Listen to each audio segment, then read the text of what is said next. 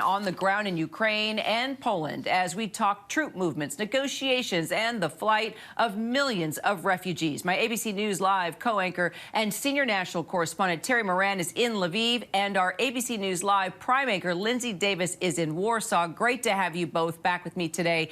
Terry, let's start with you. Russian negotiators called peace talks with Ukraine constructive. The Ukrainian delegation said enough progress has been made to involve President Zelensky and Putin. So what comes next? Well, Kira, over the past couple of weeks, we've seen a new phase on the battlefield, and now we are seeing a new phase at the negotiating table, because on the battlefield, it's clear Russia's been beaten in its original goals. There's no question they will not be able to take over all of Ukraine. They won't be able to capture Kyiv. And so they now have to recalibrate what they can rescue out of this strategic catastrophe. And that's happening at the bargaining table. And it was there that you got this dramatic accommodation by Russia, saying that they will drastically, sharply reduce military activity around the capital city and around that northern city of Chernihiv as well. Now, that needs to be proven and seen. I don't think many people trust Russian guarantees right now. But the other thing is that what are they doing it for? Are they going to try and hold on to the country's part of the country that they've already conquered in eastern Ukraine and southern Ukraine? Or is this merely a ruse to resupply their forces, their exhausted forces here in the north and elsewhere, in order to take up the offensive once again? But it is a new phase, and it does offer a hope of progress. Russia, I think, wants to cut its losses at this point, and that is the message of what happened today in Turkey.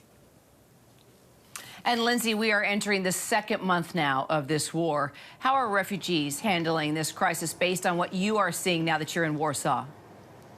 You know, certainly, Kira, there are people who are still coming here, and in many cases it could be because of missile strikes that are still taking place, devastating their areas where they live. In some places, it's because it's cold and they don't have the power. They just don't feel that they can sustain themselves any longer in the dark, in the cold, without food.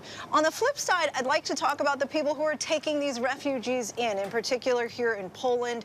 We're talking about more than 300,000 just in this area here in Warsaw, and we met an American couple here. They've been living and working in Poland for the last year, and they said that everybody they know is bringing in somebody, is doing something that they can to help. And we talked to a family that they did take in today, and they called them their angels. And it's really just profound to see how people here are being so helpful. We just talked to the mayor of Warsaw a few moments ago, and he talked about how they're hospitable people, how they have open hearts and open doors, but at this point they just need help, and they're asking for some of the neighboring countries to help shoulder some of the burden.